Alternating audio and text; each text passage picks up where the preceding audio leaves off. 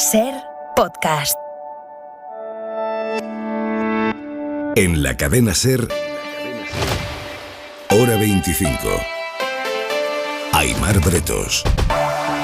Si se acaba de incorporar, sepa que estamos emitiendo Hora 25 esta noche desde Ceuta, desde uno de los institutos en los que están empezando a ir a clase parte de los casi 1.000 menores, en torno a 1.000, que entraron a la ciudad autónoma en mayo, cuando Marruecos echó literalmente al mar y a la valla a sus propios compatriotas como medida de presión a un gobierno vecino, en este caso el gobierno de España. Aquella fue la situación más crítica vivida en la historia reciente de esta ciudad, pero 5 meses después, la urgencia de aquellos primeros momentos se ha calmado o ha mutado por lo menos en otra cosa. La crisis humanitaria sigue aquí.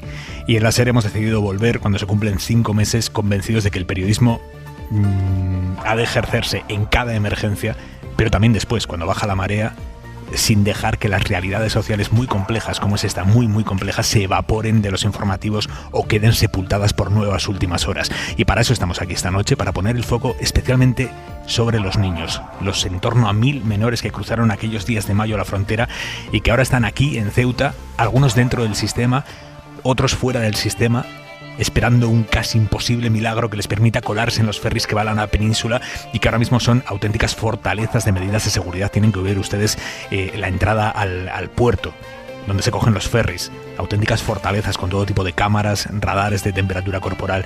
¿Cuánto tiempo puede aguantar un niño así viviendo en la calle? Hemos visto esta tarde, viniendo hacia aquí, Nico, hemos visto a niños muy pequeños, niños de 12, 13 años que duermen en la calle. Sí, incluso niños de 9, 10 años, Aimar, los que conocimos en el mes de mayo, algunos, un chico pelirrojo me llama mucho la atención, de unos ojos saltones, que hoy estaba con un jersey verde a las puertas de ese supermercado cuando estábamos, y hemos vuelto a encontrarnos con algunos de esos chavales al que luego vamos a escuchar sus historias para ver también cómo la calle está decastando sus historias de vida, ¿no? ¿Cuánto tiempo puede aguantar un niño así, viviendo en la calle? ¿Cuánto tiempo sin volverse loco? Sin caer en la droga, para no pensar. Hay, por ejemplo, una situación que se puedan imaginar ustedes en la que un niño sea más vulnerable, por ejemplo, ante un desalmado que esté dispuesto a pagarle 2 duros a cambio de sexo. Vamos a buscar respuestas esta noche aquí en Ceuta, pero antes, desde la redacción central de la SER, el día en 2 minutos. Isabel Villar, buenas noches. Buenas noches, día que terminamos pendientes de Noruega porque se acaba de producir un ataque que deja varios muertos y heridos en una ciudad al sureste del país. La policía no confirma aún la cifra oficial de víctimas, aunque sí dicen que el ataque lo ha perpetrado un hombre armado con un arco y unas flechas y que ya está detenido. Y detenido está también el joven de 21 años que esta tarde ha entrado con una escopeta en el campus de la Universidad del País Vasco en Leioa, en Vizcaya. No ha habido víctimas. Por lo demás, hoy es el día en que el Gobierno ha entregado los presupuestos generales del Estado al Congreso, unos presupuestos, según la ministra de Hacienda, para dejar atrás la crisis del COVID. En estas cuentas, Andalucía y Cataluña son las regiones que más inversiones reciben, inversiones que bajan en Madrid, que pierde 100 millones respecto a las cuentas del año pasado. María Jesús Montero niega cualquier maltrato. En los 4 años que está gestionando y gobernando el gobierno progresista, va a invertir en Madrid un 42,6% más que en los últimos 4 años de Mariano Rajoy. Y día hoy también en el que el PP y el Gobierno han dado un primer paso para negociar la renovación de todas las instituciones bloqueadas, salvo la del Poder Judicial. Pablo Casado se ha ofrecido al Gobierno a renovar el Tribunal Constitucional, el de Cuentas y el Defensor del Pueblo, pero no el CGPJ. El Gobierno coge el guante, aunque el ministro de la Presidencia, Félix Bolaños, insiste en un acuerdo global. Renovemos ya los demás órganos constitucionales como nos obliga la Constitución. Bienvenidos al Partido Popular a la Constitución. La ley y la Constitución no obliga a renovar aquellos órganos que al Partido Popular le apetece. La ley y la Constitución nos obliga en su totalidad. El excomisario José Manuel Villarejo se ha sentado hoy por primera vez en el banquillo de los acusados. Espero que no sea, digamos, una justicia folclórica, ¿no? Sería como un linchamiento como en el oeste, ¿no? A mí no se me ha tratado como un presunto delincuente, se me ha tratado como un enemigo al que hay que aniquilar. Eso ha dicho a su llegada a la Audiencia Nacional, que le juzga desde hoy por 3 piezas de la macrocausa Tándem, 3 piezas relacionadas con supuestos encargos al excomisario para que hiciera trabajos de espionaje y extorsión. La sesión se reanuda mañana. Y sobre otra causa en la que Villarejo también está implicado, la trama Kitchen, el juez que la instruye ha abortado la intención del exministro de Interior, Jorge Fernández Díaz, de excluir acusarle de la trama y de apuntar al PP como artífice de la operación para robar documentos sensibles al extesorero Luis Bárcenas. Dice el juez que hay indicios sólidos de que quien participó en esa operación fue el exministro Díaz. Hoy hemos sabido además que el alcalde de Badalona, Xavier García Albiol, engrosa la lista de nombres de los llamados papeles de Pandora. Fue apoderado en 2005 de una sociedad en Belice, un paraíso fiscal en Centroamérica. Él lo reconoce, aunque dice que no ha sacado beneficios con esa participación que se extendió durante una década hasta el año 2015. Sumamos a esta hora, a Hora 25, a la mesa de análisis de Hora 25, a Manuela Carmena. Manuela, buenas noches. Hola, buenas noches, Aimar. Y a Ángel Munarriz. Munarriz, ¿cómo estás? Buenas noches. Muy bien, ¿qué tal? Buenas noches. ¿Qué os sugiere todo lo que hemos escuchado hasta ahora, desde aquí, desde Ceuta, Manuela? Pues a mí me ha emocionado, la verdad. Me ha emocionado y me ha hecho ver que cómo es posible, ¿no? Es decir, que seamos capaces de trasladar una imagen de la realidad que no coincide, ¿no? Y que afortunadamente la realidad es muchísimo mejor que la cantidad de basura que oímos tantas veces, ¿no? Munarriz. Dice mucho, en primer lugar, de la sociedad marroquí, el nivel de desesperanza, de desconfianza en el futuro con el que hablan los chavales. Sobre lo que se han encontrado en España, pues bueno, evidentemente ha habido un viraje enorme entre esa primera reacción en agosto, yo creo, precipitada, muy mal medida y fuera de la ley, y la rectificación que se ha hecho sin que se haya hecho explícita una autocrítica por cómo se hicieron las cosas, tampoco demasiado clara, pero la respuesta que se está dando ahora, coordinada, institucionalizada, seria, en fin, de Estado. Venga, ahora vamos con todo. Antes, en la contra de Hora 25.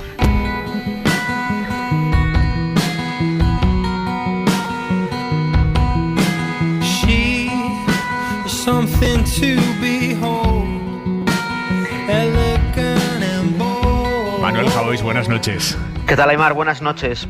Me interesa mucho tu mirada de lo que estamos viviendo esta noche aquí en Ceuta.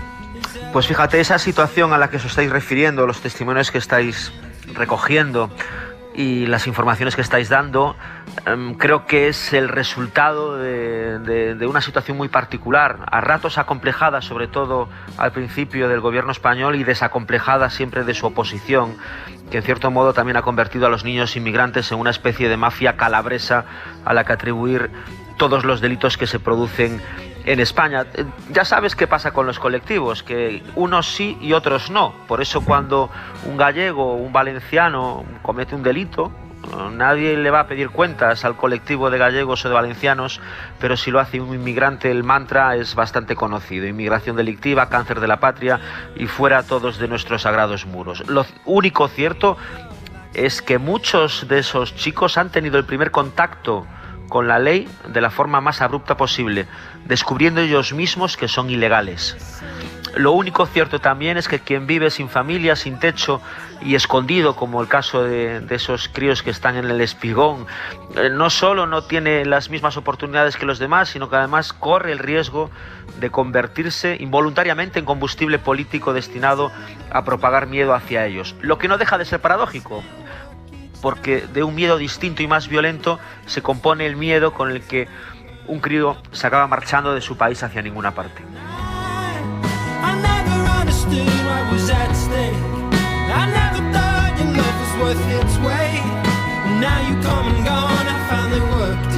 Manuel Javois, hasta mañana, un beso fuerte. Hasta mañana, un beso, Aimar.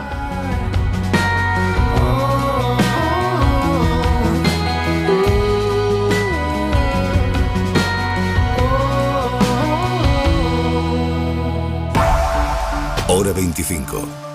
Aimar Bretos. Hemos hablado en la última media hora, en la anterior media hora, acerca de los menores que cruzaron en mayo desde Marruecos aquí a Ceuta y que ya sí han empezado a ser escolarizados, los que están en los centros de acogida más o menos improvisados. Pero, Nicolás Castellano, esta otra realidad que mencionábamos hace unos minutos, la de los niños que están en la calle, esta es bastante más tremenda, y tú has hablado esta tarde con varios de ellos. De hecho, te has encontrado a uno con el que ya habías hablado la última vez que estuviste aquí, en agosto, y lo primero que me has dicho es que lo has visto bastante más tocado. Sí, le vamos a llamar Ridwan, que es un hombre figurado siempre por proteger la identidad de estos menores de edad. Lo conocí en el mes de agosto, se acababa de escapar de uno de esos centros de acogida porque precisamente acababan de empezar las devoluciones de algunos de sus compañeros. Vamos a escuchar cómo lo explica. Dice que lleva 2 meses en la calle, que el día a día es cada vez más difícil, que no es como antes, como al principio, que la gente de Ceuta se movilizó y nos ayudó mucho, pero que ahora ya no es así. Nos lo cuenta muy cerca de uno de los supermercados donde pide comida y donde pide también alguna moneda para mantenerse en la ciudad. Explica los motivos por los que se escapó de este centro. Cita Santa Amelia, uno de los polideportivos provisionales que ya ha sido cerrado, luego Piñé, otro de los centros por los que pasó. Dice que se escapó justo cuando comenzaron las expulsiones porque tenía miedo a ser enviado a su país. No quiere volver a saber nada de volver a su ciudad. Dice que está en contacto con su familia, pero que lo único que le gustaría es conseguir los papeles y no tener que jugarse la vida intentando cruzar en uno de los ferries. Nos explica también cuál es su intención, si pedir asilo, si ir a la península. Y entra en conversación otro de los más mayores, casi 18 años, que nos explica que hay ahora una posibilidad, que algunos están pidiendo asilo una vez que cumplen los 18 años y que se están marchando a la península. En su caso, este es tapicero. Dice que en su país ya trabajaba y tapizaba algunos sillones de coches, que tiene un oficio, pero que él ha visto las posibilidades que tiene en España, que quiere estudiar y tener un futuro en su país. En ese mismo grupo había otro chaval de 17 años, Nico, que tampoco quiere saber nada de volver a los centros de los que salieron este verano por miedo a que se reactiven las expulsiones, a ser expulsado él, y solo piensa y solo te ha hablado de cruzar a la península. Este tiene 17 años, los ha cumplido aquí ya en Ceuta, es de Tetuán también, y nos explica cómo lleva 3 meses en la calle.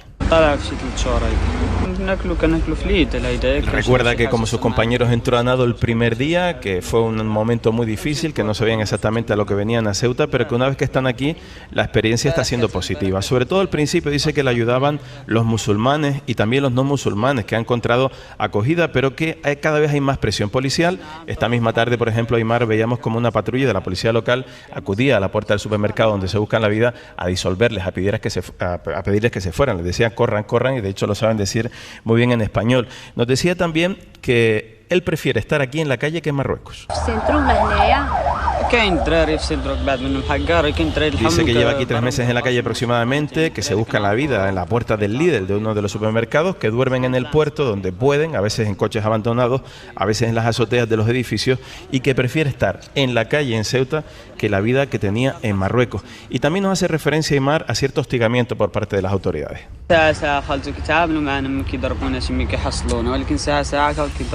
Dice que ha sufrido varias agresiones por parte de la policía del puerto y de la Guardia Civil, que hace solo 5 días estaban durmiendo en una azotea dentro del puerto y que recibieron porrazo y los desalojaron de allí, y que en otra ocasión estaba durmiendo dentro de un vehículo abandonado y que fue la Guardia Civil quien los desalojó a golpe. Dice que en general, en todo caso, la mayoría de la sociedad de Ceuta les trata muy bien, pero que lo están pasando muy mal. Sí.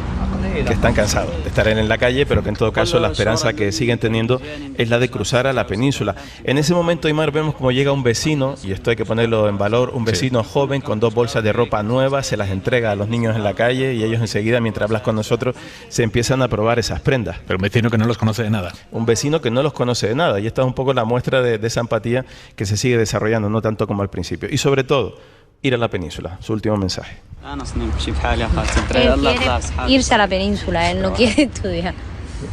Nos ayuda Yasmina con la traducción. Le preguntamos, ¿hay niños como tú que siguen en los centros, que están escolarizados y que empiezan a tener alguna esperanza de desarrollar cierta vida aquí en Ceuta o en la península? Dice, yo lo que quiero es ir a la península e irme con mis familiares. Nos hablaban de familiares en Andújar, en Madrid o en Barcelona. Es un poco la otra cara de esta poliédrica forma en la que viven los niños aquí en Ceuta. No sabemos cuántos son los que viven en las calles, pero sí hemos visto las condiciones en las que siguen. Juan Jesús Vivas, presidente de Ceuta, buenas noches. Hola, buenas noches. Lo primero, le agradezco muchísimo que haya venido esta noche aquí a hablar con nosotros y a darnos respuestas. Lo hago gustoso, y además quiero agradecerles que estén aquí, porque es verdad que Ceuta concitó un interés manifiesto por parte de todos los medios de comunicación cuando vivimos el episodio de los días 17 y 18 de mayo, y parece que aquello terminó entonces, y no es verdad. Es decir, esto sigue provocando una situación dificilísima en nuestra ciudad, de verdadera emergencia humanitaria y en otros muchos aspectos, y por tanto estas graves secuelas hay que darles continuidad, y es necesario que haya plataformas de comunicación tan potentes como la de la cadena SER, para que en el resto de España pues tengan una información veraz y objetiva de lo que está ocurriendo en Ceuta. Es verdad que la situación no es la misma que la del 17 al 18 de mayo, pero sigue siendo una situación gravísima y en cualquier caso insostenible. Presidente. Por tanto, el que vengan aquí a contarlo me parece a mí que es de agradecer, y es lo que yo me permito hacer públicamente en nombre de todos los ceutíes. Y también que me permitan dar mi versión sobre algunas de las afirmaciones que se están haciendo. Adelante. Eso es. Pues yo lo que quiero decir es que no hay hostigamiento por parte de los cuerpos de seguridad. Es lo que dicen los chavales. Claro, pero bueno, yo entiendo también que no estamos haciendo aquí un juicio para analizar quién dice la verdad y quién no. Creo que sería absurdo. El drama de los chicos, quien no lo entienda es que no tiene corazón, y en Ceuta hay mucho corazón, y por tanto lo entendemos desde el minuto uno, pero hostigamiento por parte de las policías no hay ninguno, y en ningún caso maltrato por parte de las instituciones. Sí, una clarísima vocación de protección. Yo creo que nuestra sociedad, la sociedad española, puede presumir de solidaridad, puede presumir de capacidad de acogida, y puedes presumir de ser una democracia que se puede calificar como tal sin ningún complejo, construida fundamentalmente desde el imperio de la ley y el reconocimiento de los derechos humanos de cualquier persona. Y si esa democracia, española, Aimar, resulta que hay en algún sitio donde se refleja y pone de manifiesto, tengo que decir que es Ceuta. Y yo tengo que salir no en defensa, sino en constatar la categoría, la madurez, la entereza cívica y solidaria del pueblo de Ceuta. Y lo digo con mayúsculas. Es verdad que antes ha hecho usted referencia, o tú, si me permites, como quieras, adelante. Que Vox pues ganó las elecciones generales, pero en la Asamblea somos 25 diputados, y de los 25, 6 eran de Vox. Digo eran porque ha habido una extinción en el grupo, por tanto eso no llega ni a significar la cuarta parte. Si eso Presidente, ahora le voy a hablar de Vox. Quiero decir que la sociedad ceutí es absolutamente solidaria, porque mire usted, desde mayo, desde lo que ocurrió en mayo, aquí no ha habido el más mínimo comportamiento de rechazo ni de xenofobia, de todo lo contrario, de solidaridad, de comprensión, pero lo digo con toda rotundidad. Y las cosas hay que ponerlas siempre, hay que relativizarlas. Es decir, aquí en Ceuta entraron esos días, pues probablemente entre 10 y 12.000 personas. Lo hemos dicho, es como si hubiesen entrado en España 6 millones de golpes. 7 millones de personas, y se quedan, y tienes que responder con unos recursos que no están concebidos para atender esa presión, pues tienes que responder de la mejor manera posible. Sí, pero presidente, han pasado 5 meses. No es un fracaso, no es un fracaso de las administraciones que tengamos a críos durmiendo en la calle, que no hayamos sido capaces de darles un lugar en el que tengan una vida digna, no en un espigón. Lo del espigón es que rechazan el recurso.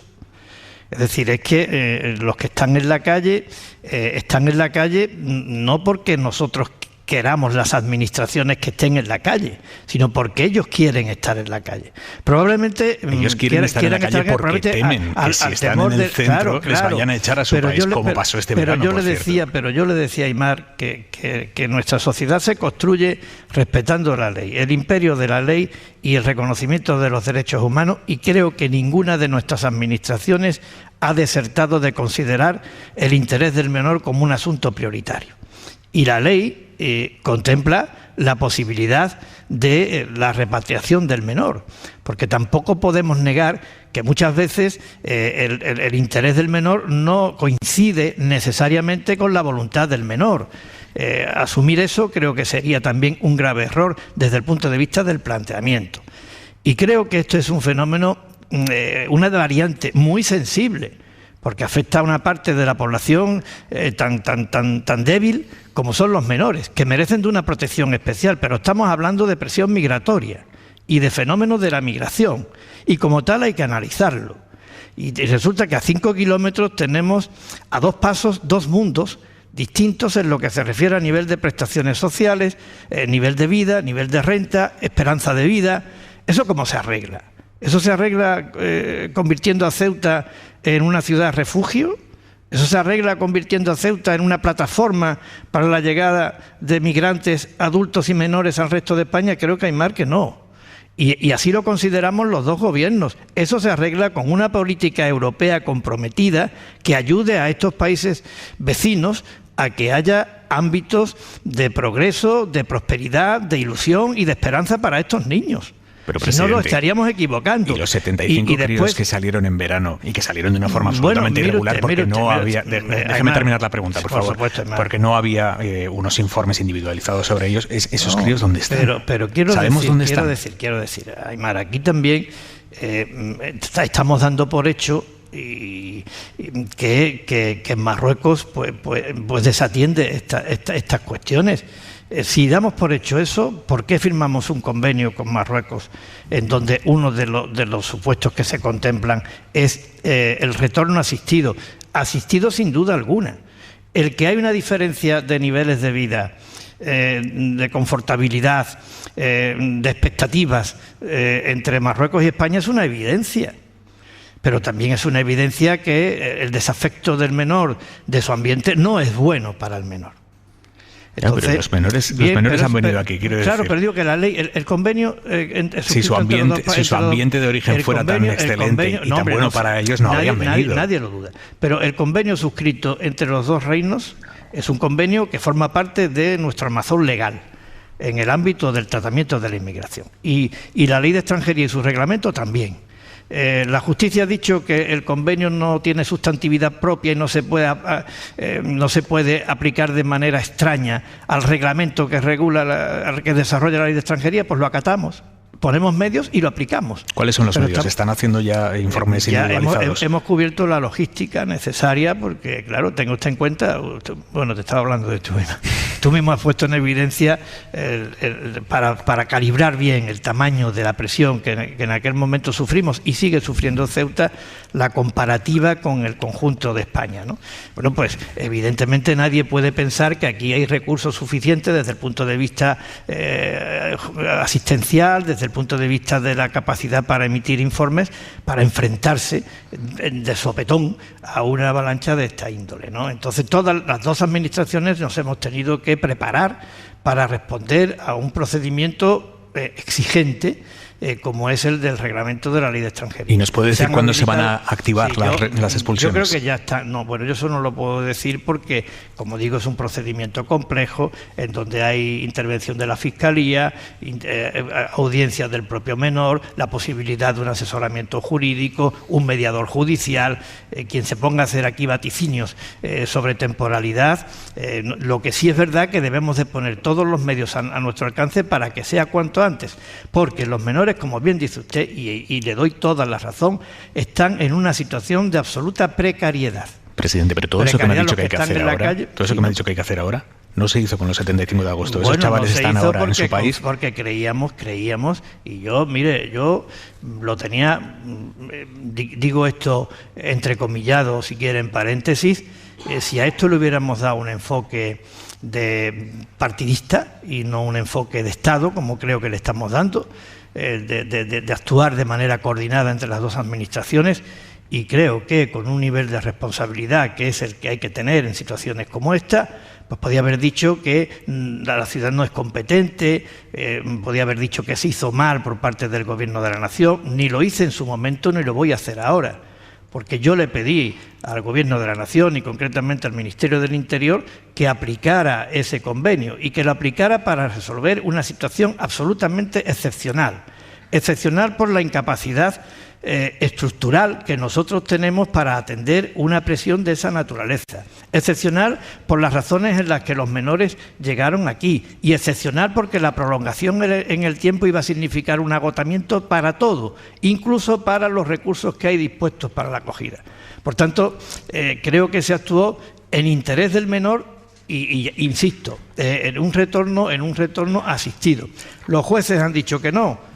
Vivimos en una democracia, en un Estado de Derecho y hay que acatarlo. ¿Y los 75 que ya están en Marruecos, presidente? Bueno, pues los 75 pueden ser reparados de alguna manera cuando el juez ha dicho esto que se ha hecho con ellos es ilegal. Yo te puedo decir, Aimar, que los 75 fueron retornados con la intervención de las autoridades marroquíes y con la intervención de una institución calificada de solvente por parte de las propias administraciones españolas. Por tanto, no hay tampoco que prejuzgar el comportamiento indebido a la hora de protección del menor por parte de las autoridades marroquíes. Yo no lo haré porque no estoy posicionado en una situación de superioridad. Yo no me considero, desde el punto de vista ético y moral, que por ser español estoy en una posición ventajosa para evaluar esto y para implicarme en la protección del menor respecto de los marroquíes. Yo no me considero superior a nadie. Pero hemos escuchado a los 4 niños que no quieren volver por nada del mundo a su país. Pero ¿quién no empatiza con estos chicos? Eso, que nadie nos venga a dar lecciones. Eso, si alguien quiere comprobar la categoría solidaria de España, que venga a Ceuta y lo podrá comprobar. Se lo digo porque esto es pequeño y porque vivimos la calle y que todo el mundo tenga la absoluta seguridad que ni vamos a desertar de la ley, ni vamos a desertar de la protección del menor, ni vamos a desertar de la consideración de este capítulo como un episodio en el que se ven implicados y afectados los derechos humanos de una manera notable y relevante. Y de eso no vamos a desertar. Presidente, me ha hablado de Vox. Digo, por hacer alusión a que dice esto es un bastión de Vox. Creo que la calificación... Es un bastión de Vox en las últimas generales. Vox ganó. Nosotros somos... El Partido Popular es la lista más votada en Ceuta. Yo soy el presidente de la ciudad por ser la lista más votada y creo que la distancia... Sí, presidente, no me haga el lío, que las últimas autonómicas, las últimas elecciones municipales y las últimas generales, estamos hablando de elecciones distintas. Yo le estoy hablando, de alguna manera, de las más cercanas desde el punto de vista de lo que la institución representa. Y ahí el Partido Popular fue la fuerza más votada y le quiero decir que ya en la campaña el debate acerca de la convivencia en Ceuta se mantuvo. Y no le voy a decir a usted, porque creo que lo conoce casi mejor que yo, pues los episodios, los incidentes que tenemos que vivir en el Pleno por mantener una posición a favor de la convivencia, de la inclusión, del sentimiento de pertenencia a España como patrimonio común de todos los ceutíes, con independencia de cuál sea su credo religioso, de la apuesta por la convivencia que estamos haciendo la mayoría de los ceutíes. Que la mayoría de los ceutíes no son los representantes que tiene Vox en la Asamblea. Le hemos visto poner pie en pared ante lo que dice Vox, lo que plantea Vox en la Asamblea. ¿Cree que están envenenando la convivencia de Ceuta? Bueno, yo creo sinceramente que la Ceuta fundamentalmente tiene en el sentir colectivo de nuestros ciudadanos como un activo fundamental el sentirnos amparados, respaldados y de alguna manera partícipes de este maravilloso proyecto común de nación que se llama España. Dicho de otra manera, nuestro principal activo es la españolidad, la defensa de la españolidad. Y yo creo que la defensa de la españolidad tiene que respetar algunos códigos que creo que no está respetando Vox. El primero de ellos, se lo he citado antes, el sentimiento de pertenencia a España no tiene que tener en Ceuta credo político ni raza. Yo estoy convencido de que no la tiene. Por tanto, tratar de transmitir una idea contraria es no estar defendiendo la españolidad de Ceuta. Por otra parte, creo que la defensa de nuestra españolidad no tiene que tener color político en el ámbito nacional. Es decir, la defensa de la españolidad de Ceuta no depende de que gobierne la izquierda o de que gobierne la derecha. Por tanto, cuando se tratan de establecer diferencias en eso, creo que le estamos haciendo un mal servicio a Ceuta. En tercer lugar, creo que la lealtad institucional es fundamental, y aquí tenemos una crisis evidente, para que los ceutíes tengan derecho a un nivel de servicios, a un nivel de prosperidad, de cohesión social, de oportunidades de empleo equiparables a las medias nacionales. Y eso exige unidad de acción que pretende romper Vox con su comportamiento. Y en cuarto lugar, yo no sé vivir en una Ceuta, y soy de aquí, que no sea la capital del respeto y la convivencia. Si Vox va en contra de eso, es que a Vox no le gusta Ceuta. Pero es que ese mensaje de Vox, votado por gente que antes les gustaba a ustedes, está penetrando estupendamente en las rentas media altas, en todo el sector militar. Hay gente mucha gente, y lo sabe usted, que dice: yo voy a votar a Vox porque estos son duros de verdad. ¿Usted ante eso qué va a hacer? Yo creo que nosotros tenemos que ganarle la batalla a Vox a través de las urnas. Es decir, yo creo que nosotros tenemos argumentos suficientes para ganarle la batalla a Vox democráticamente. Creo que el pensar en una España y en una Ceuta inclusiva, abierta, vinculada a la defensa de los derechos humanos, que reconoce la diversidad como un factor de enriquecimiento y no como un motivo de confrontación, creo que ese discurso es mucho más potente que el de una España que excluye, que tiene una visión reduccionista de la realidad y que cree que la diversidad es un lastre. Por tanto, yo creo que el convencimiento y la palabra ganará esta batalla, Aimar. Presidente, terminamos. Si usted fuera un chaval de los que está esta noche en uno de los centros y hubiese escuchado esta noche al presidente de Ceuta decir que se van a reactivar en cualquier momento las expulsiones, ¿usted esta noche se quedaría a dormir en ese centro o se iría a la calle? No lo calificaría. Yo creo que tenemos que, no sé si la palabra es la válida, tenemos que llegar a estos jóvenes, a estos adolescentes, a estos niños, en caso, desde una posición de cariño, porque creo que no hay otra manera de hacerlo, pero también de convencerlos para que retornen de una manera satisfactoria y con las debidas garantías a su casa y con su familia, desde el cariño. Y yo creo que es posible, y esta va a ser sin duda alguna la apuesta. Y insisto, muchísimas gracias por venir a Ceuta en estos momentos tan difíciles, por apoyar a Ceuta en estos momentos tan difíciles, se lo digo de corazón, y que esta es su casa. Gracias, presidente, gracias por venir a hablar claro, como hace usted siempre. Juan Jesús Vivas, presidente de Ceuta, gracias y mucha suerte. Muchas gracias.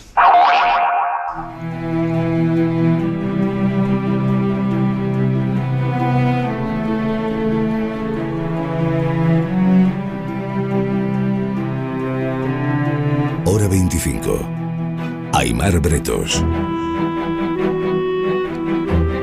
Seguimos en esta ciudad autónoma que es frontera sur de Europa, y hasta que los menores que quieren llegar a la península lo consiguen, se quedan aquí. Hemos escuchado cómo es la vida en las aulas de estos chicos, pero ahora vamos a conocer cómo es su día a día en los centros de acogida con dos de las personas que mejor conocen esa realidad, los responsables de esos centros. Julio Rodríguez, buenas noches. Hola, buenas noches. Y Rafael Gallardo, muy buenas noches. Buenas noches. Julio es director del Centro de Realojo Temporal para Colectivos Vulnerables de Ceuta, es el centro de referencia para estos menores, y Rafael es el director de la Unidad de Atención Temporal de Emergencia La Esperanza, que pertenece a la Fundación SAMU. Rafael, en su centro hay unos 65 menores que llegaron en mayo. ¿Cómo es la convivencia allí? Sí, actualmente hay 65 menores y bueno, es como todo. Nosotros intentamos desde con la mayor profesionalidad posible intentar que ellos tengan su día a día. Ellos vienen, como ha comentado antes el compañero, con una familia totalmente rota e intentamos crearle un hábito, marcarle muy bien el horario, que es lo que intentamos para que ellos tengan lo mismo que ellos dicen que tienen sus derechos, también que tengan sus obligaciones. Julio. Pues en nuestro centro tenemos ahora mismo 41 chicos acogidos y, tal y como le ha dicho también Rafa, nosotros problemas de convivencia no tenemos también nuestro horario perfectamente regulado con sus actividades, con su ocio tiempo libre reglado y demás, y problemas de convivencia no tenemos. Entiendo que están chicos y chicas separados o están juntos o cómo lo gestionan. Nosotros, la Fundación SAMU y el centro nuestro, que depende directamente de la ciudad, solamente acoge a chicos. Uh-huh. Son centros verticales, masculinos hasta los 18 años. Luego la asociación engloba, son las que acogen en estos momentos a 51 chicas. Hemos escuchado esta noche que hay chavales que se escapan. Muchos de ellos lo hicieron en agosto, cuando vieron que empezaban las expulsiones. Es difícil conseguir que no se escapen. Entiendo que eso por la fuerza no se consigue. Hay que convencer al crío de que donde mejor está es en el centro. Claro, eso tiene un trabajo detrás. Nosotros desde Fundación SAMU nos basamos en 4 pilares básicos, que es el orden, la disciplina, la calidad y sobre todo la calidez, para que el niño sienta ese cariño y ese calor que muchas veces lo que le hace no echarse a la calle. Hay casos de menores que consiguen escapar no del centro, sino a la península, porque decíamos antes, hemos visto absolutamente blindado el puerto. Cuesta imaginar que un crío pueda entrar y pueda pasar, aunque sea dentro de un camión, esos sensores de temperatura. ¿Lo consiguen? Lo consiguen. Para que sirva como un dato, el 3 de junio había acogidos 983 chicos. Hoy hay 480. ¿Dónde están esos chicos? Hay parte ha vuelto a Marruecos, otra parte está en la península y tenemos conocimiento de centros de Madrid como Hortaleza, de Málaga, de Sevilla, donde hay chicos que han pasado por aquí que están en esos centros. ¿Pero y cómo lo consiguen? Pues pasan o bien por las mafias, que están pagando entre 2.500 y 3.000 euros para pasarlo en moto de agua o en patera, o se meten por los bajos de los camiones y está blindado el puerto, pero siempre hay alguna posibilidad. De todas maneras, a mí me gustaría comentar una cosa del tema de que los niños están en la calle por el tema de las repatriaciones. Yo creo que en estos momentos ese discurso que dicen los niños no es válido. Hubo un momento, el 12 de agosto, sí, había 700 chicos acogidos. A los 2-3 días que pasó eso, el número se redujo a unos 150. En estos momentos esos chicos están en el puerto porque quieren estar en el puerto. Su idea es pasar a la península. Ellos quieren vivir el momento, el aquí y ahora, quieren directamente pasar a la península. El perfil de los chicos ha cambiado. No es que el que teníamos con anterioridad. Vienen de familias que con una situación económica precaria, pero que ellos se endeudan y se buscan la vida para conseguir ese dinero para pasarlo. Y muchos chicos están en situación de calle porque están deseando montarse en una patera. Por lo tanto, decir que los niños están porque no quieren que se vayan a repatriarse a los centros, para mí en agosto sí, ahora en el mes de octubre no. Están que quieren vivir en la que ahora, utilizan los centros solamente como meros puntos de habituallamiento, cuando los coge la policía y demás, y ya está. Yo no veo una causa-efecto en estos momentos de coger y decir, no, yo estoy en la calle porque tengo miedo que me repatrien. Yasmina El Haddad Ali, buenas noches. Hola, buenas noches. Yasmina trabaja con los chicos que viven en la calle. ¿Usted está de acuerdo con esto? La verdad es que no estoy de acuerdo en nada, casi en nada. Simplemente lo que quiero aclarar es que realmente los chicos no están en situación de calle porque quieren, están en calle entre otras cosas porque los sitios que hay actualmente habilitados no son lugares adecuados donde tengan que estar menores. Y otra de las cuestiones es que se deben de poner más equipos profesionalizados dentro de los centros, que también escasean. Otra de la cuestión en sí, aparte de lo que son los recursos que hay dentro y de los recursos que hay fuera, actualmente tampoco hay un equipo de calle que esté trabajando con estos niños. Entonces, la cuestión no solamente es que los niños quieren vivir en el aquí y en el ahora y quieren estar en la península, porque al final sí que es verdad que el sueño de cualquier niño que está tanto en situación de calle como en los centros habilitados, que tampoco lo llamaría centro como tal, porque son albergues para mí, no es otra que el cruzar la península. El cruzar la península implica a que estos niños sí podrían permanecer en un lugar habilitado adecuado, siempre y cuando no encontraran esa calidez de la que habla Rafa, que me consta su trabajo realmente, que realmente sí que se puede conseguir en algunos casos. ¿Qué pasa? Que al final el centro, por desgracia, y los equipos que haya, entre otros, pues no llegan a conectar con esos niños. Puede ser motivo por la ratio, por el volumen, pueden haber miles de cosas, miles de cuestiones, pero sí que es verdad que tenemos que poner el foco de atención en porque esos niños siguen en situación de calle, porque al final si nos quedamos con el discurso de están en situación de calle porque solamente quieren lograr la península, no estamos viendo la problemática en su globalidad. Rafa, ¿usted cómo lo ve? Estoy un poco de acuerdo con Yasmina y un poco de acuerdo con Julio, en el sentido de que los centros, los albergues, como ella comenta, es lo que hay, no hay más. Entraron muchísimos niños y no podemos tener centros, lo que en sí son centros de menores para tantos niños. Entonces, no estoy de acuerdo en ella, más que nada, mejor en el centro, por las particulares que tenga el centro, mejor va a estar en el centro que en la calle. Yo soy de la opinión de que En la calle es el punto más bajo en el que se puede caer. Niños que tienen problemas de adicciones, niños que no tienen el problema pero estando en la calle caen en ese problema. Eso en el centro no pasa. Nosotros intentamos que en el centro no les falte de nada dentro de nuestras posibilidades siempre. Nico. En esta descripción que estamos haciendo, dentro, fuera, en las calles, en cualquier caso lo que tú ponías en valor al principio del programa, 5 meses después, ¿alguien en un Estado moderno democrático europeo puede justificar que sigan niños durmiendo en prefabricados, que sigan niños en situación de calle, que no haya equipos de calle identificando a los niños para saber sus necesidades? Esto es un análisis independiente, aquí no se está haciendo un análisis político, un análisis técnico de la defensa de los derechos de la infancia. Cualquier niño en desamparo, la ley del menor en España dice que cualquier niño en desamparo debe ser atendido por la comunidad autónoma, en este caso por la ciudad autónoma. Las situaciones de desamparo se debe atender. Están haciendo un gran esfuerzo los técnicos de esta ciudad autónoma, han sido felicitados por el Parlamento Europeo. Lo que es una contradicción es que la propia ciudad autónoma expulsa a los niños en el mes de agosto sin escuchar a los técnicos y sin que se le hubieran hecho un informe individual de cada niño. Es decir, hay muchas contradicciones que 5 meses después, al menos algunas de ellas deberían haber sido resueltas, no solo por la ciudad autónoma, también por las competencias del Estado, en este caso el Ministerio del Interior, el Ministerio de Asuntos Sociales, competente en materia de menores. Es decir, lo que se pone en evidencia, Aymar, tantos meses después, es que esto no va del esfuerzo individual de unos técnicos que pueden emplearse con todo el cariño, o de la sociedad civil de Ceuta, como Yasmín y otras chicas que están cada día ayudando a esos chicos. Esto va de una política de Estado sobre la defensa de la infancia.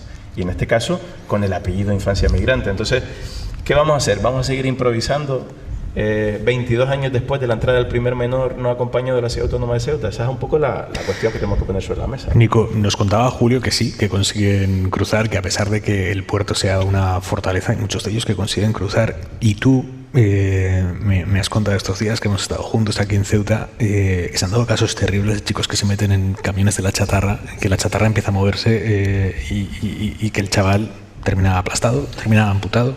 Son demasiadas tragedias. Llevamos contando tantas muertes aquí, muertos sin nombre que se recogen en las costas, chicos aplastados por la chatarra, por los camiones de basura, en la operación Feriante en otras ocasiones, que son detenidos al intentar pasar. ¿Hasta cuándo?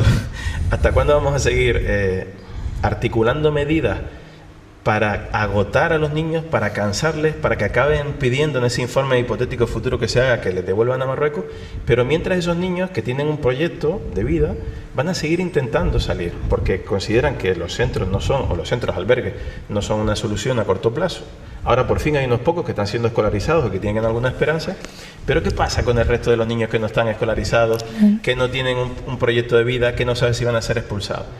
Es decir, las leyes están por encima de los derechos fundamentales de esos niños. Las leyes militaristas, policiales, que es la que acaba imponiendo Ceuta o acaba imponiendo España, pero yo creo que no. Déjame que le pregunte cómo lo ve a la magistrada que tenemos en la mesa, en este caso a distancia, Manuela Carmena. Bueno, yo lo que veo es que primero felicitar por el programa, ¿no? Porque creo que nos pone encima de la mesa la realidad, ¿no? Entonces, no sé, yo desde luego creo que es imprescindible hacer lo que debemos hacer, ¿no? Y entonces pues hay que poner en marcha todos los mecanismos de protección a los menores. Y los mecanismos, pues bueno, los están diciendo las personas expertas y las personas que están llevando a cabo esa responsabilidad en Ceuta, ¿no? Pues aparte de los tratamientos internos, pues hay que hacer tratamientos también de apoyo para estos muchachos que están fuera, que están en el puerto o que están, no sé, mal viviendo, ¿no? Yo creo que eso es, desde luego hay que hacerlo, ¿no? Pero es que para hacer eso no hay que modificar nada, porque eso está en la ley, es simplemente lo de implicar presupuestos y sacar a concurso la colaboración de asociaciones para que lo puedan hacer, ¿no? Yo eso creo que es relativamente sencillo, lo único que hay que hacer, hay que tener la voluntad de hacerlo, ¿no? Pero a mí lo que más me preocupa es que es pensar que hay algo esencial, ¿no? Hay que abordar el problema de los menores de verdad bien y desde el principio y no con estructuras chapuzas, ¿no?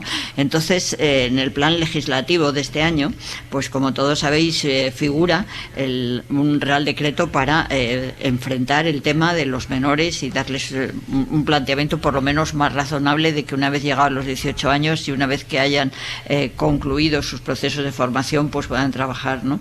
Y me parece que, por lo que yo, los comentarios que he oído, se está retrasando ese Real Decreto que está en el plan legislativo, que tendría que hacerse antes de final de año, y eso es lo que yo creo que es más grave, ¿no? Porque me parece que en ese Real Decreto tiene que quedar claro cuál es el objetivo y cuál es la política que España quiere tener con los menores no acompañados que llegan a nuestro país, ¿no? Y a partir de ahí es mucho más fácil poner en marcha todos estos programas que son necesarios, ¿no?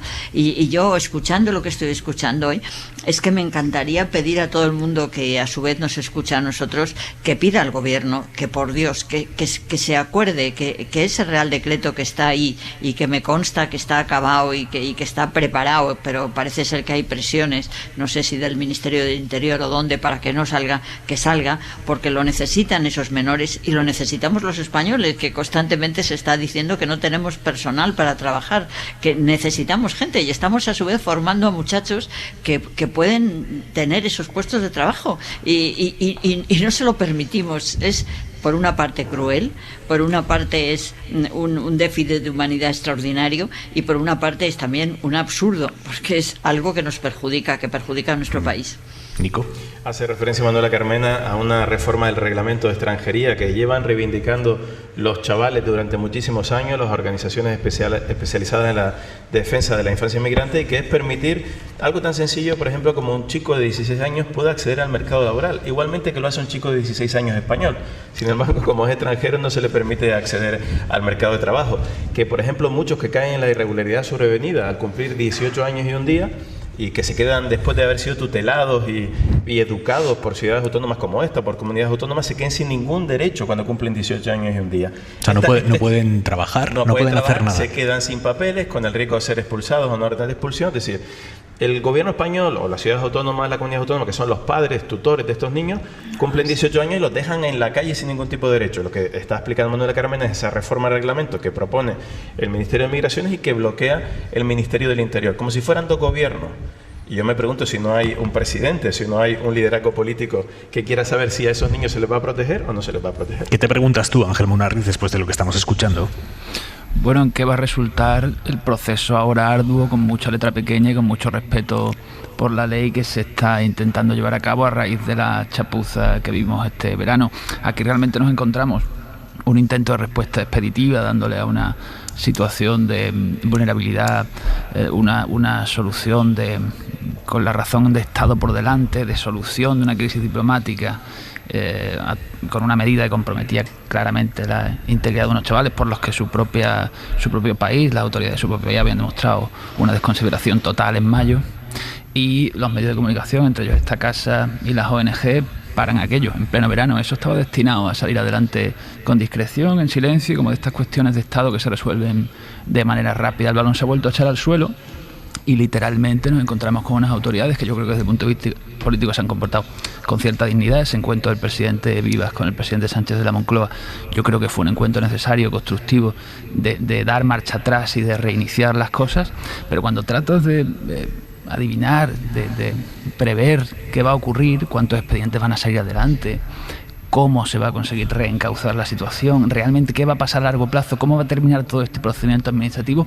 yo no logro encontrar respuestas, por lo menos no respuestas convincentes, que no pasen por un compromiso verdadero de todas las comunidades autónomas de una reubicación de esos menores. Es decir, abrir un poco ese debate de, bueno, con cuántos, muy entre comillas, con cuántos menores nos quedamos en cada una de las comunidades autónomas. Ese asunto hay que sacarlo ya, porque da la sensación de que haciendo el procedimiento bien hecho, no saltándose convenios, tratados, normas, reglamentos y doctrina constitucional, sino haciéndolo bien hecho, no va a ser fácil que el proceso salga como estaba previsto que saliera, es decir, que vuelvan a Marruecos. Es que no van a poder volver ni siquiera la mayoría ni la mitad, según las previsiones de todos los que conocen el asunto.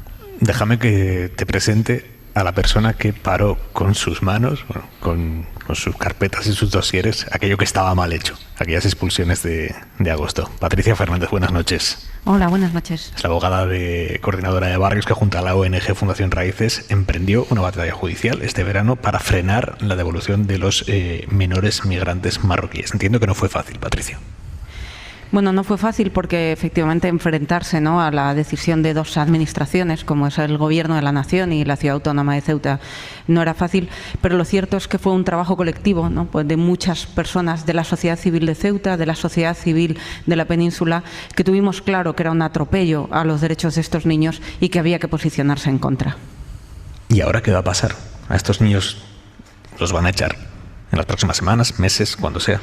Bueno, pues lo que estamos viendo, por un lado, es que hay unos procedimientos judiciales respecto de unos niños, que fueron los que en su momento se opusieron a sus deportaciones, pero nos preocupa efectivamente la situación de todos los niños que actualmente residen en la ciudad de Ceuta y que penden sobre sus cabezas esos expedientes de expulsión, porque no tenemos confianza en que realmente se vayan a hacer, ¿no?, conforme a lo que dice la ley. Y sobre todo hemos visto hoy aquí, ¿no?, como distintas instituciones se pronuncian y al final los derechos de los niños quedan en la letra pequeña y lo importante es la política migratoria de un Estado, porque Ceuta no puede ser una pasarela para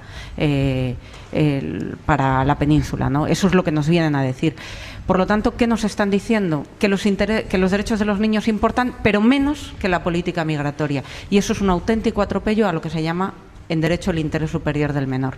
Por lo tanto, bueno, pues nosotros tenemos miedo y entendemos que los niños tengan también miedo. Patricia, no te vayas, pero quiero preguntar a Julio Rodríguez y a Rafa Gallardo cómo se vive dentro de esos centros. Es que estamos hablando de chavales que tienen muy pocos años y que están sin sus familias y que entiendo que tiene que haber momentos de absoluta debilidad emocional, que se rompan y que digan, joder, ¿qué hago aquí? Bueno, ellos en principio no se preguntan qué hacer aquí. Ellos han pasado un mal rato. Cuando se produjo la repatriación, ellos lo pasaron mal, se veían en sus caras en su día a día. Ahora en la actualidad ellos no vienen a mí y me muestran algún sentimiento de duda, de miedo, qué va a pasar conmigo. Ellos el día a día es un día dentro de la normalidad. Es lo que yo vivo tanto en mi centro como en los distintos de la Fundación SAMU. No veo que sí que hay algunos que a lo mejor en una comparecencia, que a lo mejor alguno quiere denunciar a la Fiscalía algo, un hecho en concreto, a lo mejor tienes que firmar. No, me ha dicho mi abogado que no firme. Por ejemplo, pero que ellos dirigirse a nosotros, a los distintos profesionales que trabajamos, no, ellos no viven el momento con... Ya no estaba hablando tanto del miedo ante lo que pueda pasar, sino de la situación de tengo 12 años y estoy a no sé cuántos kilómetros de mi casa, de mi padre, de mi madre. Rafa, ¿eso cómo se gestiona? Tiene que haber momentos en que esos críos se hundan. Pues mira, particularmente en mi centro, es un centro donde están los menores más vulnerables. Tengo chicos, el más pequeño tiene 11 años, hasta 17 años. Y bueno, ellos, no sé cómo explicarlo, pero los 11 años que tienen estos niños no son los 11 años de un niño nuestro, por así decirlo. Estos niños con 11 años parece que son más maduros, no muestran esa dureza que yo soy padre y tengo mi hijo, y yo no veo a mi hijo con 11 años capaz de dar el salto a otro país, a otro continente. Y estos niños sí es verdad que tienen 11, 12, 13 años, tengo un niño yo en el centro, y no muestran ese miedo, como comenta Julio, no muestran ese miedo como un niño de su edad debería. Rafa Gallardo, Julio Rodríguez, gracias por estar esta noche con nosotros. A usted.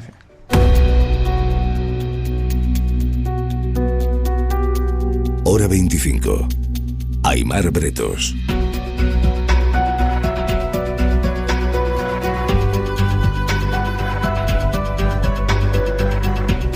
No saben qué noche estamos viviendo en este salón de actos de este instituto de la ciudad de Ceuta, una noche con muchas emociones, con también muchas dudas cruzadas. ¿No? Nico, ¿cómo lo estás viviendo tú?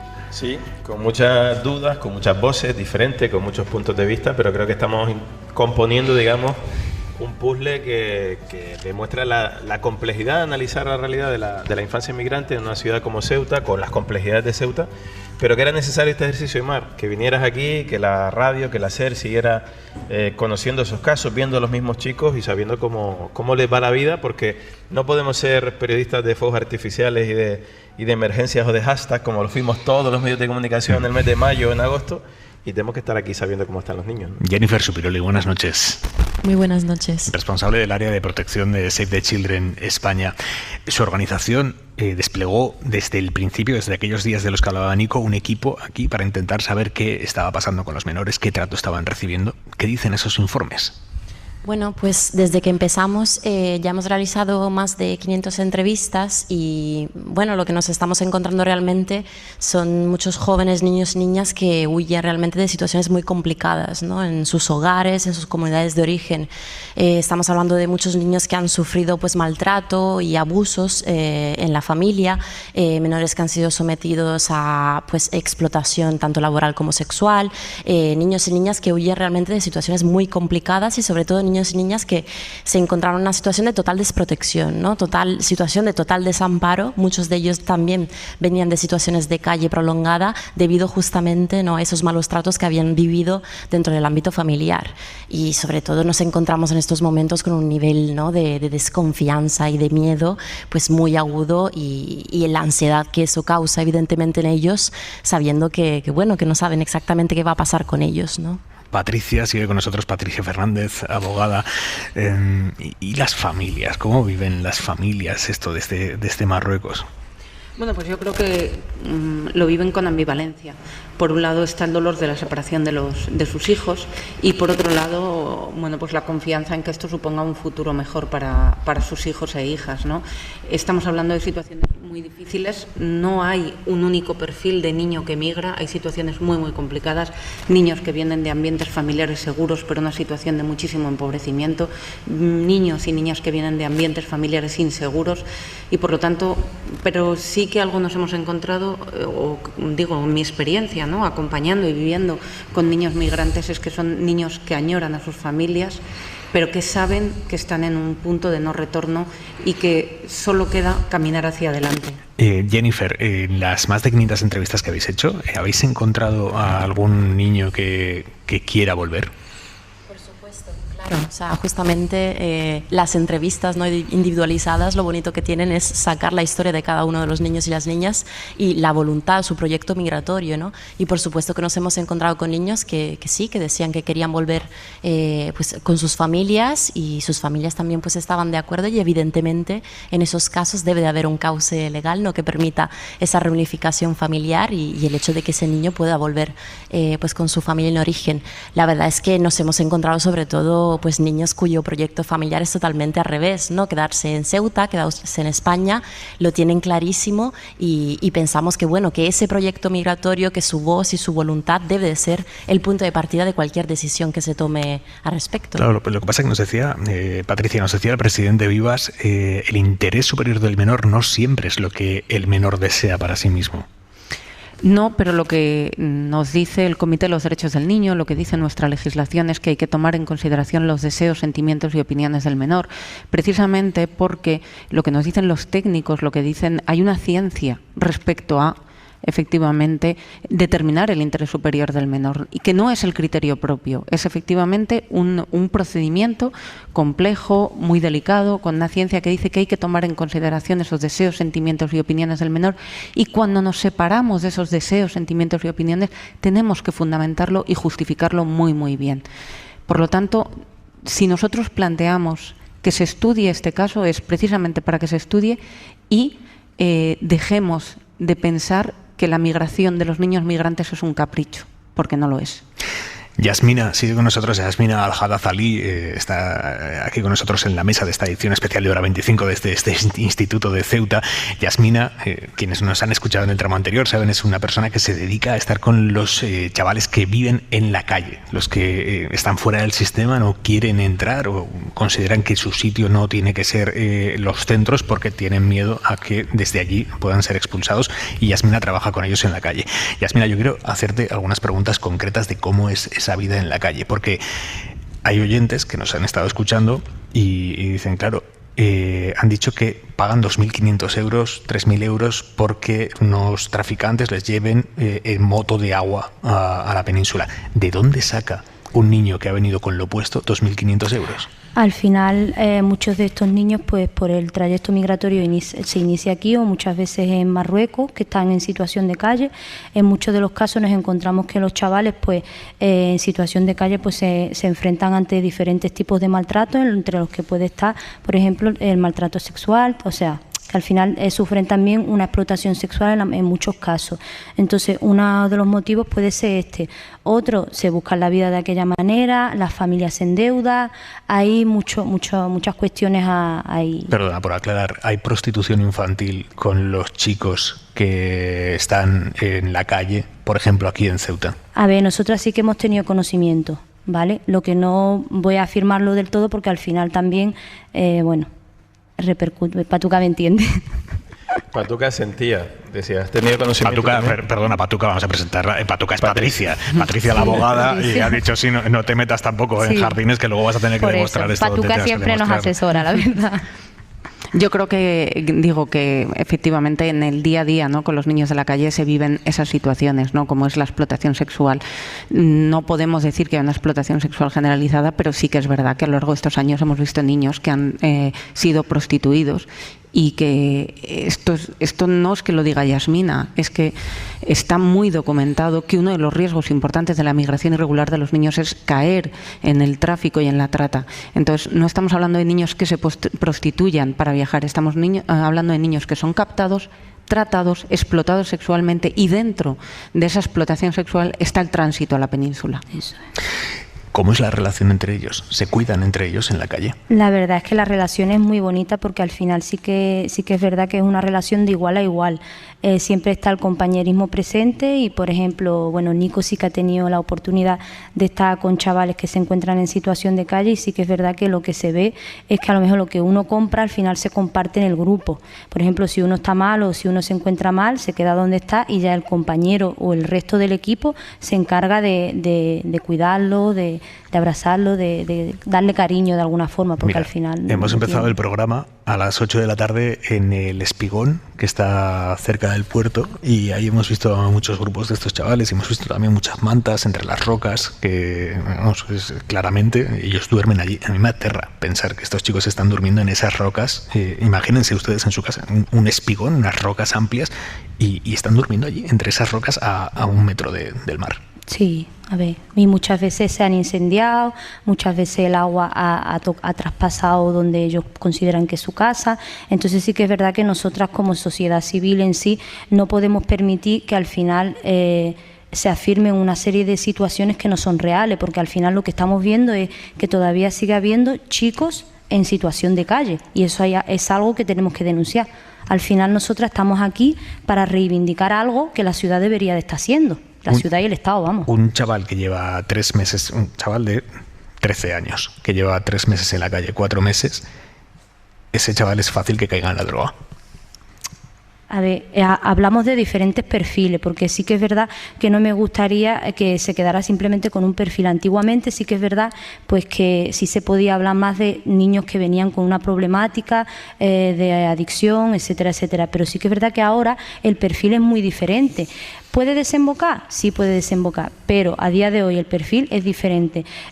Nosotras de alguna forma también estamos ahí, de alguna forma para mediar con los centros, porque nuestra visión no es que los chavales estén en situación de calle, porque hay una visión, equívoca total, porque al final nosotros estamos haciendo un acompañamiento tanto educativo, psicoemocional, en todos los aspectos, pero al final ese acompañamiento debería venir de quien debe venir, o sea, debería de haber un equipo de calle. Que sí, que nosotras podemos que no deberían ser ustedes voluntarias las que lo hagan. Claro, eso es lo que nosotras consideramos. ¿Y qué pasa con estos chavales cuando cumplen 18 años aquí en Ceuta, sin haber podido cruzar a la península, siendo ya mayor de edad? Abubakar Conde, buenas noches. Buenas noches. Dame un segundo, te vamos a abrir el micrófono, Abubakar. Buenas noches. Buenas noches. Tienes 20 años. Sí. Llegaste a Ceuta hace 4. ¿De dónde eres? De Guinea-Conakry. ¿Cómo conseguiste llegar hasta aquí?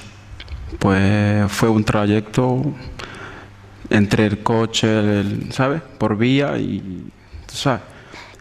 Salí de mi país, pasé por Mali, luego Argelia, ya otra vez me quedé ahí por un tiempocito para entrar ya a Marruecos. ¿Por qué saliste de tu país?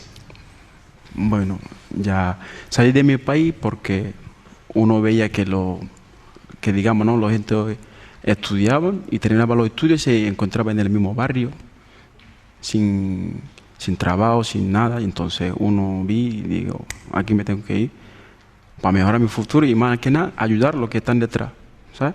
Que es lo más importante. ¿Qué recuerdas del día que cruzaste la frontera? ¿Cómo la cruzaste? Pues, no sé, con un pensamiento muy amplio, ¿sabes? Que uno no sabe si va a volver a ver su madre o a recibir un abrazo de su padre, ¿sabes? Pero más que nada porque uno veía que iba a conseguir algo, no solamente para él mismo, sino que para los restos. Y dar ejemplo que se consigue todo lo que uno se propone. ¿Qué sabes de las personas que cruzaron contigo a la frontera? Porque algunos sí que han seguido el tránsito, nos han quedado aquí en Ceuta. Claro. Tienes amigos, creo que uno que vive en París, con el que hablas muchísimo, ¿no? Sí, tengo amigos casi en toda Europa, entonces sigo hablando con ellos por las redes. Tú sabes, hoy en día casi sabemos todo lo que hacen por las redes, pues la verdad que ya no son como amigos tal que patapeo yo, sino que amigos que han pasado sufrimiento contigo, que han compartido contigo todo lo que sea, ¿sabes? Entonces esos amigos no se dejan así, mantenemos la mitad para siempre. ¿Tú ahora eres feliz? Ahora sí. ¿Eres consciente de que hay una parte de los ceutíes, gran parte, que no quieren inmigración? ¿Cómo se convive con esa sensación? Tú llevas 4 años en esta ciudad. Sí, pues la verdad yo no puedo decir que... porque la ciudad acoge mucho, Ceuta es una ciudad que acoge mucho. Si ven que tiene interés, más la gente que se integra aquí, que quiere estudiar o que quiere, más que nada, llevarse bien, ¿no? La educación lleva todo en esta vida. Entonces, si ven que tú te integras, estudias y gente así, va a tener la mano en todos lados, ¿sabes? Así que yo no puedo decir que Ceuta no es una ciudad de acogida. Y tú estás estudiando, pero bien, además me han dicho que eres un crack de la FP. Sí, sigo estudiando. Y ¿qué estás haciendo? De chapa de pintura, grado medio ya, formación laboral. ¿A qué te quieres dedicar? Pues lo que me quiero dedicar es ser chapista un día, o mecánico, ¿no? Un buen mecánico. ¿Aquí en Ceuta? Aquí en Ceuta o donde sea, pero por lo menos para presentar lo que he estudiado, ¿no? Y para enseñar a más gente y que se consigue. Hemos empezado hablando con 4 chavales que acaban de entrar hace 5 meses. Claro. Ahí en la primera fila están. ¿Qué les dices? ¿Yo? Sí. Yo lo que digo siempre, intentar, ¿sabes? Que lo que estábamos viviendo antes y ahora no es lo mismo. Y aprovechar el tiempo, estudiar y no venir en un país que no es tuyo y después, no sé, intenta integrarte primero, hablar el idioma y saber dónde quieres llegar en un futuro, estudiar lo que sea, ¿no? Para eso uno sale de su país, no para venir y es como venir en un hostal o lo que sea, ¿no? Tienes que venir por algo, para ayudarlos de los que están atrás. Yo siempre digo, estudiar y ya veré cómo cambia la cosa. Abubakar, muchísima suerte. Muchas gracias. Patricia Fernández, Jennifer Subiroli, Yasmina Al-Hazali, muchísimas gracias a las 3. Gracias a vosotros. Gracias. Gracias. Manuela, estamos aquí, estamos con mucha emoción aquí. Ayúdanos tú, que aunque sea que estás en la lejanía física. La verdad. Yo lo único que te digo es que me daba como una especie de impaciencia, ¿no? Me apetecía pedir a todo el mundo, por favor, convencer al gobierno que dicte ese nuevo decreto, que es que este chico y tantas otras personas que están preparadas y les necesitamos. No sé si os acordáis, creo que han dicho que son 70.000 personas, 70.000 trabajadores lo que hacen falta en España en este momento, ¿no? No me quiero equivocar en las cifras, pero creo que es correcta, ¿no? Y tenemos muchachos que están preparados y que simplemente no les dejamos trabajar. No sé, que no les dejamos integrarse, que después de haberles formado no los queremos. Es que eso no se le ocurre a nadie, es absurdo, es cruel, no sé, Yo me encantaría que hubiera una lluvia de WhatsApp dirigidos al gobierno, al Ministerio del Interior, pidiendo por lo que sea que encima de todo se cumpla además el propio plan legislativo del gobierno, que nos lo pasó no hace mucho, ¿no? Y en ese plan legislativo aparece la necesidad de hacer este Real Decreto y sin embargo pasan los días, pasan los meses y no se hace, ¿no? Qué peligroso, Munarriz, a tenor de lo que hemos escuchado al presidente de Vivas, también a los que nos han ido contando a lo largo de estos días, unos y otros, qué peligroso a lo que está jugando Vox aquí en Ceuta, a agitar los miedos y las pasiones más bajas. Es la primera vez que la ciudad autónoma tiene en su asamblea a una fuerza política que combate directamente el modelo de convivencia más o menos compleja, pero funcional, que se había alcanzado aquí entre las muchas comunidades que componen esta sociedad de equilibrios tan complejos y tan fácilmente inflamables. A ver, en Ceuta se dan dos ingredientes que allanan, digamos, el terreno para el discurso de Vox. Uno es una tensión ahí, evidentemente, entre identidades y culturas distintas. Hay una inflamación nacionalista, evidentemente, que se provoca por esa tensión, y otra es un cierto malestar. Es decir, en Ceuta las cosas no van bien. Yo siempre he pensado que Vox tiene un punto de nacionalismo más cabreo, y yo creo que esas circunstancias se dan ahí y se dan, el malestar social se da porque Ceuta es una ciudad, digamos, socialmente muy complicada, es decir, con unos indicadores muy malos, es decir, de paro, de riesgo de pobreza, de casi cualquier indicador que mires, abandono educativo, tasa bruta de abandono en secundaria. Es que incluso el informe PISA sale mal, ¿no? Tiene un paro en determinados segmentos de población juvenil cercano al 70%. Ceuta es una ciudad donde un pirómano encuentra mucha gasolina en el suelo, evidentemente. No obstante, yo sí que quiero resaltar que la posición, la actitud en general que ha tenido el presidente de la ciudad autónoma, Vivas, a lo largo de estos meses, siendo evidentemente criticable en la parte de la solución mal fundada, mal ejecutada y mal explicada que hubo en agosto, creo que ha habido una resistencia a entrar en el marco de la política embrutecida que proponía Vox y el discurso. Yo creo que ha habido el encuentro con Sánchez tuvo algo de cordón sanitario, es decir, tuvo algo de apoyo mutuo frente a un discurso de enfrentamiento y de alentar el conflicto. Ese encuentro políticamente me pareció significativo, de reorientación de la política. Me pareció bien, que se hizo, por cierto, un poco al margen de Casado, si lo recordamos ahora, ¿no? Si realmente el PP entrase por la veta que propone Vox, la convivencia en Ceuta, donde también hay partidos identitarios opuestos a Vox, ¿no? Es decir, partidos todavía no, pero sí está esa corriente, es decir, esa chispa que se lanza, no sabes por dónde va a terminar. Si el PP entrase por esa veta, el problema yo creo que sería dramático. Mientras el PP se mantenga en el discurso que ha tenido hoy Vivas, al que seguro que se le pueden encontrar contradicciones, yo creo que el espacio de lo razonable seguirá siendo más amplio que el espacio de lo irracional. Oye, no me quiero ir sin decir, Nico, que nos hemos centrado esta noche en los niños, porque creo que era de justicia y veníamos a ello, pero también es de justicia que digamos que esta crisis humanitaria que se creó en mayo y que todavía hoy sigue dando sus coletazos no tiene que ver solo con los niños. Tú y yo hemos estado estos días en las naves del Tarajal, donde hay cientos y cientos de personas, casi 1000 personas que cruzaron, adultos que cruzaron aquellos días la frontera y que están realmente malviviendo en condiciones muy precarias, en unas naves con unas literas improvisadas. Imagínense ustedes una nave, un polideportivo en el que se ponen unas literas y unos baños portátiles para que, tras una emergencia climática o lo que sea, para que la gente de un pueblo pase ahí una noche, 2 noches. Bueno, esta gente lleva 5 meses ahí durmiendo cada noche. Lo que hemos visto, insisto, es realmente precario y tú has hablado con uno de esos adultos que vive allí. Por esas naves del Tarajal pasaron los niños los primeros días, algunas semanas, luego fueron trasladados a esos albergues provisionales y allí quedan ahora los adultos, algunos adultos recientes que acaban de cumplir los 18 años, algunos de esos niños que han salido de los albergues y que están en las naves. Uno de ellos, que tiene 19, nos ha contado esto. Aquí 5 meses aquí, a hueco. Sin nada. Sí, yo soy mayor, que 19 años, estudiar, pero aquí no hay, estudiar en Marruecos. ¿Y qué tal en la nave? En la nave, bien. ¿Te quieres quedar en España? ¿No quieres volver a Marruecos? No vuelvo a Marruecos, quiero a España. Me gusta Madrid.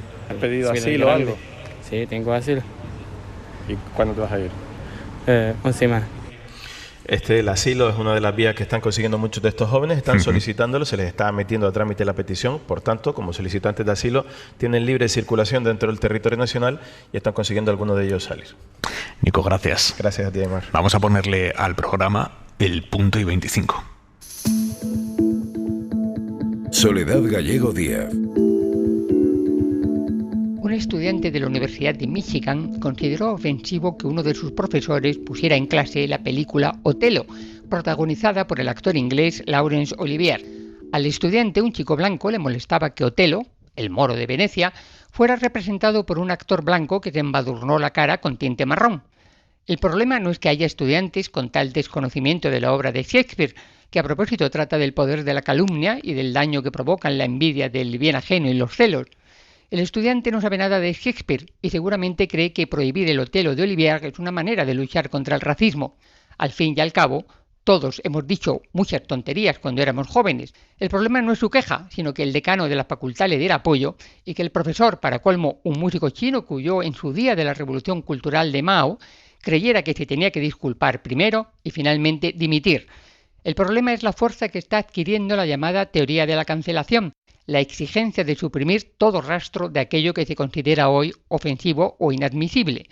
El problema es que el decano haya sido tan cobarde y que en lugar de explicar que el profesor no tenía nada que disculparse porque la película es de 1975 y Olivier, uno de los mayores intérpretes de Shakespeare de la historia del teatro, hiciera caso al estudiante. El problema muy grave es que la universidad no sea capaz de permitir que un estudiante exponga cualquier teoría, por absurda que parezca, y de explicarla al mismo tiempo que está muy equivocado. Punto y 25. Y quiero despedirnos dándoles las gracias primero a los chicos que han participado en este programa, a los niños y adolescentes que han querido estar aquí con nosotros desde el primer momento de la noche. Gracias a todos los trabajadores y expertos que nos han ayudado a configurar en esta noche de Radio Dan especial el puzzle absolutamente complejo de la situación actual de Ceuta. Y gracias sobre todo a Ceuta y a los ceutíes por hacernos sentir como en casa. Gracias, de verdad, muy buenas noches.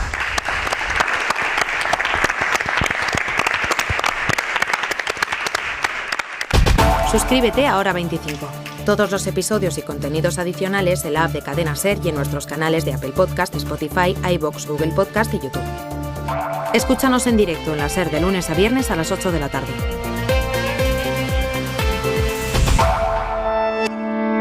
Cadena SER. La radio.